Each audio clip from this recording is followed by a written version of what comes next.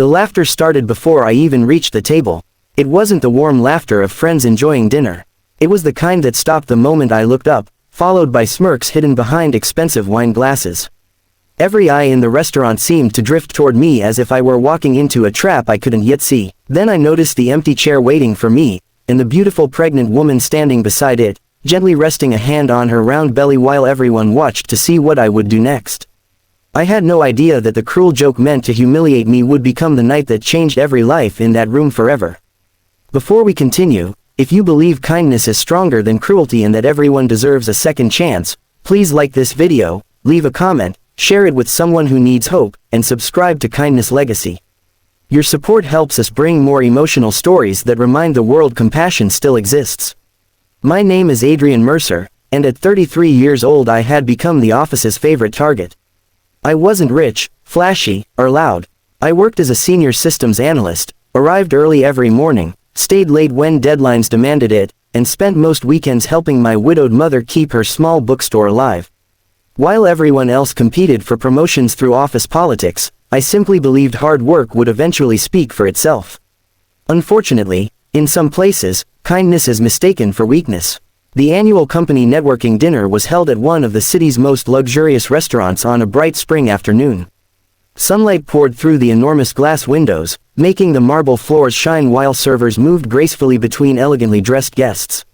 Everyone seemed relaxed except me. I had almost skipped the event, but my manager insisted attendance was important for career growth. When I arrived, several coworkers greeted me with unusually cheerful smiles. Looking back, I should have recognized that something wasn't right. People who usually ignored me suddenly wanted to shake my hand and point me toward a special table reserved just for me. They claimed they had arranged a surprise blind date because they were tired of seeing me single. Embarrassed but trying to be polite, I walked toward the table. Standing beside it was Marina Holloway, wearing a graceful blue dress beneath a cream-colored coat. Her pregnancy was impossible to miss, yet her gentle smile somehow carried more sadness than joy. She looked just as confused as I felt.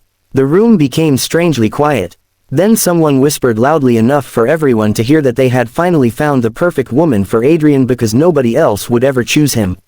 A few people laughed. Someone joked that at least I wouldn't have to worry about waiting to become a father. Another suggested I should thank them because they had saved me months of dating. The laughter spread across the room. I felt my face burn with humiliation. For a brief moment, I considered walking away. Every instinct told me to escape before things became even more painful. Then I looked at Marina. She wasn't laughing. Her eyes were lowered toward the floor as though she had already endured far too many moments exactly like this one. She wasn't part of the joke. She was another victim. Instead of leaving, I slowly pulled out her chair and invited her to sit first. The laughter immediately faded. I thanked the waiter, ordered lunch for both of us, and asked Marina if she was comfortable. She looked genuinely surprised. During the first few minutes, neither of us spoke much. Outside, the afternoon sunlight reflected across the gardens surrounding the restaurant while birds landed near the fountains. It should have been a beautiful day, yet sadness surrounded our table like invisible rain. Eventually Marina smiled softly. She admitted she had been invited by a woman she barely knew, who promised to introduce her to kind people and possible job opportunities after months of unemployment. She hadn't realized she had been brought there simply to become the center of someone else's entertainment. Her husband had died 8 months earlier in a construction accident just weeks after learning they were expecting their first child. Overnight she had lost her partner, her financial security, and most of the people she believed were friends. Pregnancy only made finding work more difficult. Employers smiled politely before choosing someone else. The only thing she refused to lose was hope. Listening to her story made my own embarrassment seem incredibly small. I shared my own life honestly. My father had passed away when I was 19. Since then I had balanced work with caring for my mother, who struggled to keep her beloved bookstore open against online competition. Dating had never been a priority because family always came first. For the first time that afternoon, Marina laughed naturally. She admitted it felt strange how two complete strangers could understand each other better in 30 minutes than some people managed after years. Around us, my coworkers slowly stopped pretending not to watch. They had expected arguments, awkwardness, or an angry exit. Instead, they saw two ordinary people treating each other with dignity. The atmosphere around the restaurant quietly shifted. As lunch continued, Marina excused herself briefly. When she stood, she suddenly lost her balance. Without thinking, I caught her before she could fall. The room froze. One of the restaurant managers immediately called for medical assistance while several guests rushed toward us.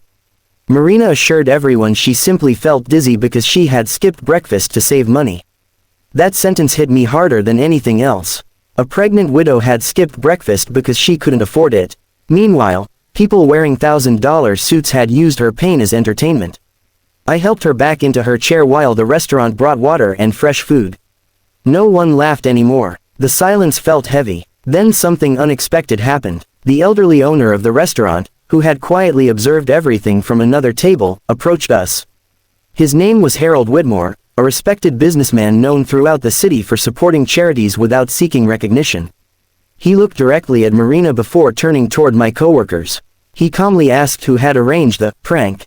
No one answered. Finally, one employee admitted they thought it would be funny because Adrian was always too nice to defend himself. Harold's expression hardened. He explained that dignity was not entertainment and that humiliating vulnerable people revealed far more about the bullies than their victims. He apologized personally to Marina. Then he surprised everyone again. He offered Marina a well-paid administrative position beginning after her maternity leave, including full medical coverage. Tears immediately filled her eyes. She had spent months praying for a chance exactly like this. The restaurant erupted into genuine applause. But the biggest surprise hadn't happened yet. Harold turned toward me. He explained he had spent nearly an hour watching my behavior before introducing himself. He had witnessed dozens of successful businessmen inside the restaurant that afternoon, yet only one man had chosen compassion over pride when publicly embarrassed. He asked where I worked. When I answered, he nodded thoughtfully. Apparently his investment company had recently purchased a major share in my employer's corporation. Several executives at my company suddenly looked nervous. Harold requested a private conversation with our CEO, who had also attended the dinner. 15 minutes later, rumors spread across the restaurant. The employees responsible for organizing the cruel prank had been suspended pending investigation for workplace harassment. The CEO publicly apologized to both Marina and me before the entire gathering. People who had laughed earlier couldn't even meet our eyes. But revenge wasn't what mattered anymore. What mattered was that one simple act of kindness had broken the chain of cruelty. Lunch eventually ended beneath bright afternoon sunshine. Before leaving, Marina thanked me for treating her like a human being instead of a joke. I smiled and reminded her she never needed to thank someone for basic respect. Over the following months, something remarkable happened. Marina began working for Harold's company after welcoming a healthy baby girl named Hope. She became one of the most respected members of the administrative team because everyone admired her determination. Meanwhile, Harold unexpectedly invited me to join his organization as director of technology, explaining that technical skills could be taught, but character was priceless. The promotion transformed my life. For the first time, I could finally help my mother renovate her struggling bookstore instead of worrying every month about unpaid bills. Business slowly improved. Children once again filled the little shop during weekend reading events. Nearly a year after that unforgettable lunch, Marina invited my mother and me to Hope's first birthday celebration. Watching the little girl laugh beneath colorful balloons reminded me how close her future had come to being overshadowed by cruelty. Instead, she had entered a world where strangers chose compassion. Life has a strange way of rewarding people who refuse to become bitter. The people who mocked us eventually disappeared from our lives, but the friendships built through kindness continued growing stronger every year. Sometimes I still think back to that afternoon. Had I stood up and walked away, everyone would have understood. Had I shouted in anger, nobody would have blamed me. But choosing compassion instead of pride changed everything. It gave a grieving mother hope. It restored faith in humanity for an elderly businessman. It opened doors I never imagined possible. Most importantly, it reminded me that every person carries battles invisible to everyone else. The easiest choice is often walking away. The hardest, and sometimes the most rewarding, is choosing kindness when the world expects anger.